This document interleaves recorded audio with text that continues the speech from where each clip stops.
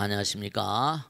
소통대통의 지광입니다. 네, 오늘 또 여러분들의 질문을 받으면서 좋은 시간을 갖도록 하겠습니다. 제가 언젠가도 말씀했죠. 내가 행복하다라고 느낄 때는 주변에 있는 사람 다 아름다운 마음을 가진 사람들이 있을 때 내가 행복한 거예요. 그러니까 중요한 게 서로 상호 긴밀한 영향력을 행사하니까 항상 내가 아름다운 마음을 가지고 있으면 주변에도 끼리끼리 모이는 거예요. 그러니까 내가 행복해지려면 내 마음이 아름다워져야 돼요. 그렇게 해서 뭐냐? 항상 중요한 게 마음의 때라고 그러죠. 오염, 공기도 오염된다고 그래요. 여러분 집안이 지저분하면 어떻게 돼요? 기분이 별로잖아요. 그러니까 집안도 청소해야 되는 것처럼 마음도 청소해야 돼요. 마음도 때가 많이 껴요. 육진 본래라고 그래서 마음의 때는 뭐냐? 우리 본래 마음은 부처님인데 그 마음의 때는 뭐라?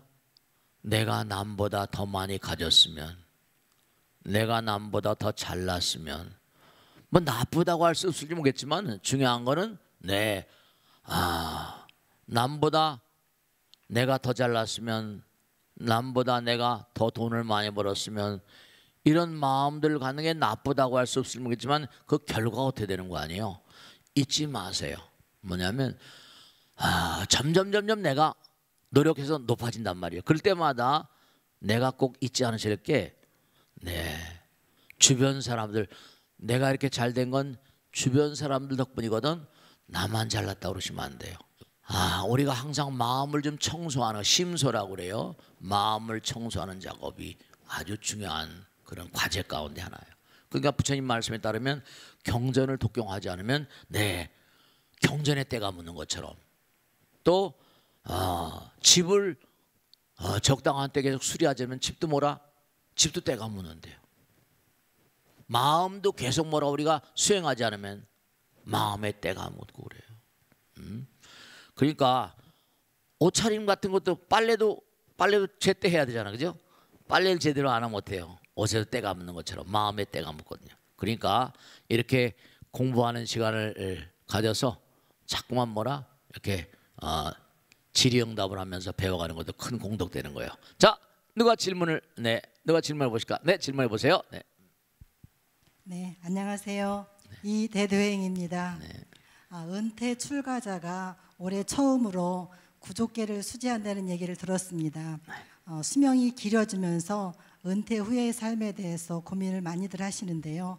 스님께서는 은퇴 후의 출가에 대해서 어떻게 생각하시는지 여쭙고 싶습니다. 네, 좋으신 질문이세요. 제가 너무 안타까운 게 저도 이제 나이가 들어가잖아요. 그럼 뭐냐면 옛날에 참 어렸을 때, 젊었을 때 똑똑한 친구들이 많았어요. 제가 봐도 참 훌륭한 친구들이 많았어요. 그때는 하여간 좋은 친구들이 많았는데 안타까운 게 나이가 드니까 정년 퇴직이란 걸 하고 나니까 애들이 힘이 없더라고요. 안타까운 게 65세, 대학교 교수는 65세잖아요. 그 전에 무슨 또 회사를 차리거나 뭘 하거나. 근데 이게 하강곡선을 그리다 보니까 이렇게 인생도 이렇게 사이클 있잖아요, 그죠? 어떤 정점, 전성기라고 할까요? 태어나면 이제 100살을 살면은 40대, 50대 이렇게 된다고 치는 정점이랄까. 근데 나이가 들면 이게 되는 거 아니에요? 올라갈 땐 등산하는 것도 힘들잖아요. 내려올 때는 이게 급전직하로 속도가 빨라지거든요. 그러니까 나이가 들면은 뭐라고 하는 거 아니? 시간이 빨리 간다고 그래요. 네, 그것도 일리가 있는 말씀이세요. 근데 이제 정년 퇴직을 하고 나서 여러 가지 시간을 보내는 방법들이 많이 있겠죠. 근데 제가 꼭 당부드리고 싶은 게 뭐냐면 그런 얘기를 많이 하거든요. 절에는 나이 들어서 가는 거야, 이런 얘기를 하세요. 근데 그 나이 들어서 절에 가는 것도 좋지만 제가 하나 부탁드린 게 뭐냐면 지금 100세 시대고 100살 넘는 분들이 많이 곧 여러분 나오세요. 그럼 뭐냐면 보통 요즘에 60대도 젊잖아요. 그래 안 그래요?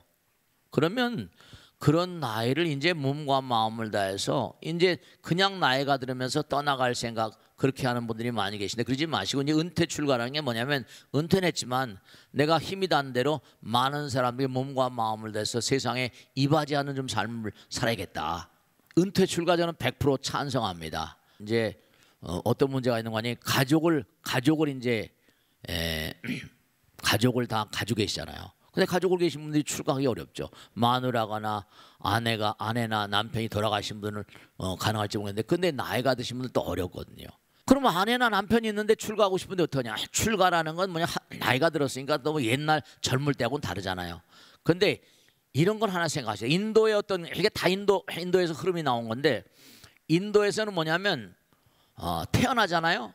그럼 그 가스란 제도가 있어가지고 태어나서 일정한 시간까지 이른바 말하면 학습기라고 그래서 엄마 아버지 슬하에서 이제 엄마 아버지가 키우잖아요. 그 다음에 자기가 나이가 들면 학습기는 대체로 이제 이제 성년이 되는 거예요. 그러면 그 다음엔 이른바 학습기 다음에는 성인이 되면 그 다음에 이제 아들 딸 낳고 이제 뭔가 이제 결혼해서 사는 거예요. 그러면 그 다음엔 학습기 다음엔 가족이라고 그래요. 가정의 주하면서 자기 가정을 만드는 거예요. 그 다음에 아이들 자기가 그다 20년 정도씩 그래서 만일에 아이들 또 키우잖아요, 그죠? 그러면 집에서 나가요. 그 다음엔 뭐냐? 집을 나가면 어디냐? 인도엔 숲속에 들어가서 산이 워낙이 많잖아요. 그러면 그 다음엔 산에 가서 임석이라고 합니다. 숲풀에 가서 자기가 들어가서 공부를 합니다. 근데 이 숲속에 들어가면 너무 기가 막힌 게 이른바 말하면 다음에도 언제 말씀드리겠지만 큰 부잣집에 이른바 말하면 어마어마한 재산을 가진 사람도 자기가 집에서 나옵니다. 숲속에 가서 한 20년 정진하다 보면 나름대로 한 소식 꿰뚫어 버리면 그 다음엔 유행기라고 그래서 자기가 깨달은 걸 많은 사람에게 전달하는 유행기라고 그래서 그러니까 학습기, 가족이, 임석이, 유행기 이게 인도들의 삶의 패턴입니다. 그런 것처럼 우리도 출가를 하게 돼 우리나라도 나이가 들게 되면 그래서 지금 여러 가지 군이라고 있는데 나이가 들게 되면 같이 생활하면서 뭔가 공부를 해서 당장 남들에게 공부를 해야지 남들에게 전달할 수도 있고 공부를 해야지 자기 수행이 깊어질 수가 있거든요. 그래서 은퇴 출가 다음에 또 기회가 있으면 말씀드리겠지만 이 은퇴 출가는 대단히 중요한 건데 부부가 같이 출가할 수도 있어요.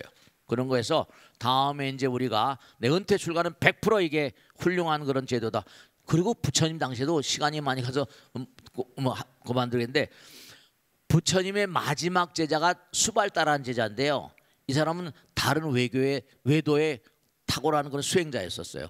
120살 때 출가를 합니다. 120살 때 경제리 보면 나와요. 120살 때 출가해서 마지막 부처님의 제자가 된 외도의 수발따라에게 나옵니다. 그 뭔가 관심이 계신 분들은 다음에 또 말씀드릴게요. 자, 다음 질문 하겠습니다. 네, 질문하세요. 부처님의 10대 제자였던 마하가섭은 두타 제일로 불렸거든요. 스님, 두타행이란 무엇을 의미합니까? 네, 좋으신 질문이세요. 두타행이란 말, 이게 마하가섭. 이 두타란 말이 많이 나오죠. 산스크리트 말로 두타란 말은 다른 말이 아니라 버린다, 씻다, 혹은 무슨 닦다 이런 얘기예요. 그러니까 마하가섭은 가섭의 삼형제인데 이 마하가섭은 뭐냐면 두타행 제일이라는 게 정말로 청빈하게 살았어요. 이 두타행은 정말로 금욕, 이른바 말하면 몸과 마음을 모든 욕심을 내려놓고 모든 속된 마음을 다 떨쳐버리고 몸과 마음을 가장 청정하게 닦는 경전을 이렇게 보신 분들은 아시겠지만 그 옷을 그 부처님의 제자들 있잖아요. 근데 옷도 가사도 다 해진 거 누더기 꿰고 그 누더기 옷을 입고 살아가셨나 봐요. 그러니까 가서봐 너는 그 다 해진 옷 좀 이렇게 꿰매고 이렇게 뭔가 깨끗하게 하고 그 다 해진 옷을 입고도 무언가 마음 가운데 그 보이잖아요. 그리고 그렇게 깡마른 몸, 아마 먹지 않고 마시지 않고 깡마른 몸으로. 그러니까 자꾸만 이게 해지니까 깡마른 몸이니까 또 무겁게 느껴지고 그랬단 말이죠. 근데 부처님께서 좀 가볍고 부드러운 옷을 좀 입어라. 그리고 이제는 대중들하고 생활하기가 힘들 테니까 대중들하고 생활한 거 초설 나와서 신자들의 공양을 좀 받으면 어떠냐. 이제 뭐냐면 밖에 나가서 공양도 받지 않고 그냥 깡마른 뼈다가만 남았던 모양 같아요. 그러니까 신자들에게서 공양을 좀 받으라니까 유명한 얘기를 합니다. 가섭이 얘기한 거죠. 저는 신도들에게 공양을 받으면서 신도들의 공덕을 쌓아주는 그런 것도 참으로 훌륭한 그런 내 수행자의 삶이라는 걸 압니다. 그런데 중요한 건 뭐냐면 너무 기가 막히고 안타까운 얘기죠. 내가 이렇게 누더기를 입고 사는 걸 부처님 제자들 우리 도반들이 보게 되면은 다시 한번 두타행을 하는 걸 정성스러운 마음으로 생각하지 않겠습니까? 내가 먹지도 않고 입지도 않고 이렇게 깡마른 그런 수행을 하는 걸 보게 되면 다시 한번 수행의 의미를 생각하지 않겠습니까? 이 두타행이라는 건 뭐냐면 두타제일 가섭, 이거 다 아시죠? 그러니까 우리가 지금 세상을 살면서도 우린 뭘 많이 갖길 원하잖아요. 근데 뭘 많이 가지려고 그러고 뭘 많이 사들이고 막 이럽니다. 근데 사실은 그 많은 것들도 때가 되면 다 놔두가야 되고, 또 사들인다 하더라도 얼마나 새 것을 정말로 그래. 어떤 분이 집에 갔는데 전부 다 새 거더래요. 근데 그 새 걸 써보지도 못하고 죽는 거지. 그러니까 우리가 좋은 거, 깨끗한 거, 새 것도 좋아하지만 철저히 뭔가 비울 수 있는 마음, 그리고 오로지 부처님 생각하는 마음이 있는 자들만이 두타행의 의미를 알 수 있다는 거예요. 그러니까 정말로 나는 열애를 집으로 삼으며 법으로 물을 삼고 지혜로 나의 생명을 삼으면서 수행하면서 열리는 어떤 그런 선열함이 참선이 주는 즐거움으로 밥을 삼고 그렇게 사는데도 넉넉지 아니함이 없습니다. 그걸로도 넉넉하다는 거예요. 항상 부처님 생각하는 마음. 부처님도 찬탄하는 거죠. 너무너무 장하다. 근데 너는 그런 두타행을 하면서 무슨 이득과 이익을 보았기에 그렇게 법을 찬탄하고 그런 행을 즐겨하는가 그랬더니 두타행을 하면 두 가지 의미로움이 있다는 거예요. 첫째로 어떤 일 할 때나 부처님 생각하니까 이게 가섭의 말입니다. 항상 마음이 넉넉하니까 마음이 항상, 몸은 이렇게 삐쩍 말랐지만 마음은 항상 안락하고, 다른 하나는 내 마음이 안락하니까 모든 만상들이 다 나의 형제처럼 느껴지고 다 나의 법부처럼 느껴지고 모든 중생들이 전부 다 나와 하나임을 느낍니다. 다 놔버리니까. 그 두타행이라는 건 뭔가 아니 오로지 부처님만 생각하는 거예요. 부처님 법문을 듣고 거기에 즐거움을 듣고, 이게 도저히 참선하면서 거기에 즐거움을 듣고, 지혜 자꾸만 갈고 닦으면, 마지막으로 하나 말씀이면 여러분 이걸 생각하셔야 돼요. 계속 몸과 마음을 다해서 부처님 말씀을 불교는 실천이잖아요. 신행정이라서 부처님 말씀에 투철한 신심을 가지고 이해하고 실천하게 되면 그 체험으로부터는 즐거움이 있어요. 두타행은 다른 게 아니라 부처님 말씀을 실천하는 가운데 열리는 참된 체험의 세계 같은 거, 열반의 어떤 세계 같은 거, 그런 걸 몸과 마음을 다 체험하니까 아무거 먹고 마시고 입는 것에 대해서 전혀 관심이 없는 거죠. 자, 다음 줄 받겠습니다. 네, 질문하세요. 네. 안녕하십니까 스님. 요즘 윤회와 전생을 소재로 한 드라마들이 많습니다. 과거로 돌아가서 인생을 다시 사는 것으로 그려지는데요. 윤회를 어떻게 해석해야 할까요? 윤회란 말은 불교의 보편적인 단어인데요. 이제 한번 생각해 보세요. 우리가 천수경에 나오죠. 일쇄동방 결도량. 그죠? 아침에 일어난단 말이에요. 일쇄동방, 해가 떠오른다는 건 동방. 이쇠 남방 특정량이라 해가 떠올라서 정오가 되면은 이제 낮이 되잖아요. 해가 쨍쨍 비치잖아요. 낮이에요. 3쇠 서방 그 정도. 그래서 논에 가서 들에서 밭에 가서 일 열심히 하다가 해가 서쪽으로 지면 집에 들어오는 거. 곡괭이나 뭐 쇠쇠낭제 들고 집에 들어옵니다. 4쇠 북방 영안강이라. 근데 집에 들어와서 식구하고 이제 저녁에 식구들하고 밥 먹고 저녁에 쉬다 잠자는 거예요. 안강아. 잠잔다는 뜻이거든요. 평안한 마음으로. 그러니까 하루도 그렇게 돌면 그 다음날 또 새로운 태양이 떠올라요. 모든 게 다 돌아요. 개인의 삶 하루하루 돌고 1년도 돌고요. 그 다음에 인간은 따지고 보면 뭐라? 생로병사예요. 태어나고 늙고 병들고 죽어가요. 그러니까 이 우주 모두가 만상이 전부 다 성주계공. 태양도 달도 모든 게 만들어져서 머물다가 파괴되고 공으로 돌아가는 거예요. 어느 것도 모든 물건, 우리가 모든 물건이 소모품이잖아요. 소모품 쓰다가 그렇죠. 이런 컵 같은 것도 하다가 수명하다 깨지면 없어져 버리는 거예요. 우리 사람도 마찬가지. 일정한 시간 있다가 태어났다가 늙고 병들고 죽어가요. 그럼 죽음 끝이냐? 또 돌아요. 이 우주 만상이 도는데 돌지 않는 게 어디 있어요? 나라고 돌지 않을까? 하루도 돌고 일주일도 돌고 일주일 금방 또 지금 토요일 다시 일요일 나오잖아. 한 달도 돌고 1년도 돌고 입춘 우수경치 보고 일생도 돌고 돌고 돌면서 우리는 뭔가하니 끊임없이 영원으로 가는 길을 따라가는 겁니다. 영원. 내가 정말 영원 그 자체. 영원은 바로 뭐라? 사랑 그 자체가 되고 자비심 그 자체가 되고 정말로 지혜 그 자체가 되고 성불하는 그날까지 우리는 영원히 돌고 도는 거예요. 그러니까 부처님께서 하늘의 별들을 보면서 저 하늘의 별들이 다 앞으로 너희들이 뭔가하니 거쳐가야 될 그런 학교 같은 거라고 그러셨어요.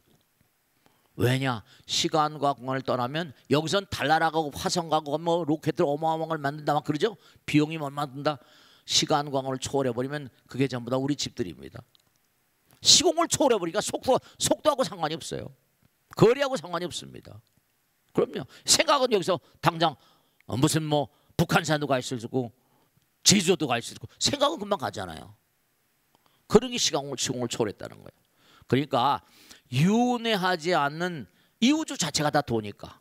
그래서 윤회를 어떻게 해석하는가? 우리가 성불의 길 가는 끊임없는 도전 가운데 피치 못하게 그와 같은 길 가야만 된다 이런 말씀인 거죠. 자, 제가 항상 드리는 말씀이지만 잊지 않으셔야 될 게 우리는 내일이 어떻게 되든 모레가 어떻게 되든 글패가 어떻게 되든 유명한 얘기 있잖아. 내일 당장 지구가 종원을 구한다 하더라도 난 오늘 하루 사과나무를 심겠다. 그렇게 말한 철학자가 있어요. 지금 이 순간 내가 해야 될 일을 철저히 부처님 경에 나오죠. 너에게 가장 중요한 순간은 바로 지금 이 순간. 너에게 가장 중요한 일은 지금 하고 있는 바로 그 일. 너에게 가장 중요한 사람은 지금 만나고 있는 그 사람. 그러니까 지금 최선을 다해서 하는 게 언제 어떻게 되는 건 뭐 누가 알아요? 부처님밖에.